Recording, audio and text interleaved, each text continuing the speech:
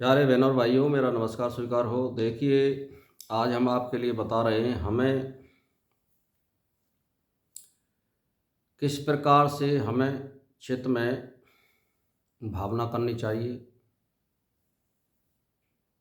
तो देखिए, हमें किस प्रकार से कल्पना करनी चाहिए और कल्पना में ही कोई चीज़ प्राप्त होती है। जब तक आप कल्पना नहीं करोगे और उसका आधार नहीं बनाओगे तो आपको कोई प्राप्ति होगी नहीं।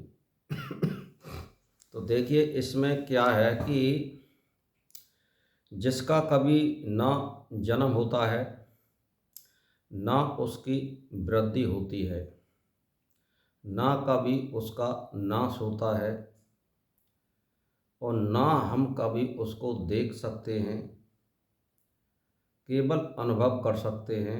तब त्याग योग वाला मैं नहीं कह सकता हूँ योगी देख सकता है, लेकिन फिर भी वो अदृश्य है। सृष्टि का पालन करता है, उसका नाश भी करता है और वो अविनाशी है। वो सब पर राज करता है, हर प्राणी पर उसका राज्य है और हर प्राणी को दृष्टि में रखता है कौन पाप और पुण्य करता है।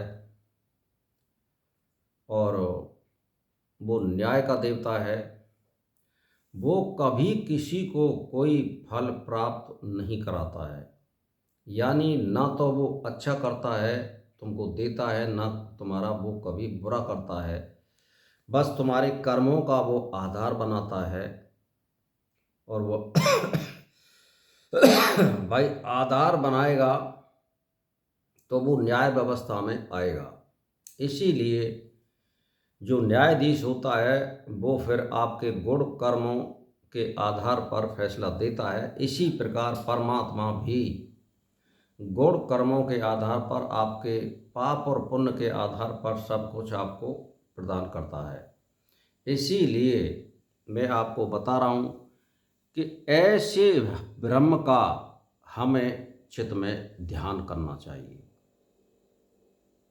कि वो सबसे निर्लिप्त है, आसक्ति रहित है और वो कभी किसी का भला बुरा नहीं सोचता है, उसके विचार में नहीं आती हैं ये बातें। तो भाई और बहनों, ऐसे ब्रह्म का हमें चित्त में ध्यान करना चाहिए जिससे हमारा चित्त जो है ब्रह्म को लय प्राप्त करे। ये वेदांत का विषय है। जो कुछ इसका अभ्यास करते हैं उनकी ही समझ में आ सकता है। कमज़ोर बुद्धि वाले और मूढ़ जो होते हैं उनकी ये समझ में विषय नहीं आता है। जो वेदांत में रुचि रखते हैं, जो सत्य में रुचि रखते हैं, जिन्होंने उत्तम ग्रंथों का अध्ययन किया है, जैसे 4 वेद, 6 शास्त्र, उपनिषद, ब्रह्मसूत्र, विवेक चूड़ामणि, विचार सागर, वशिष्ठ, महारामायण, यदि इनका उन्होंने अध्ययन किया है तो उसमें कुछ रुचि बन सकती है और कुछ रुचि प्रारब्ध के अनुसार भी बनती है कि आपका प्रारब्ध किस प्रकार है। तो इसमें ना तो भाई, अब मैं कुछ नहीं कह सकता, ना तो राधे राधे से काम चलेगा और ना राम राम कहने से काम चलेगा और ना गायत्री जाप करने से काम चलेगा और ना ओम का जाप करने से काम चलेगा। काम चलेगा आपके आचरण से। ये सीधी सीधी बात है। यदि आप आचरण करते हैं और अष्टांग योग का पालन करते हैं तभी आप मनुष्य कहने के अधिकारी हो, अन्यथा आप मनुष्य की श्रेणी में भी नहीं आ सकते। तो भाई और बहनों, मैं तो आपसे एक ही बात कहना चाहता हूँ कि आप चरित्रवान बनिए। और आप जो है, कहने का मेरा मतलब ये है कि नेता बनने की तो आप बिल्कुल ही मत सोचिए। ये मैं आपको बता रहा हूँ, क्योंकि जो नेता बन जाता है वो एक तरह से, बस मैं यूँ तो नहीं कह सकता भाई, गेहूं में कोई कंडुआ हो भी जाता है, 2-4% सही भी हो सकते हैं, पर राजनीति में ज़्यादातर यही होता है कि झूठ सांस और फरेब और बस स्त्रियों का आलम्बन करना, ये नेताओं का ज़्यादातर आजकल चरित्र बन गया है।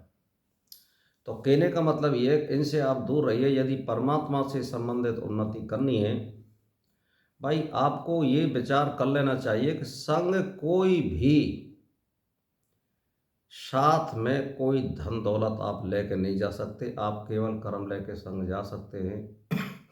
और आत्मा का जन्म कभी होता नहीं है, केवल ये शरीर बदलती है, ये चेहरा बदलती है, तो हमारा इस संसार में कोई नहीं लगता है, कोई भाई बहन भतीजा कुछ नहीं है, बस यही है हमारा आचरण है।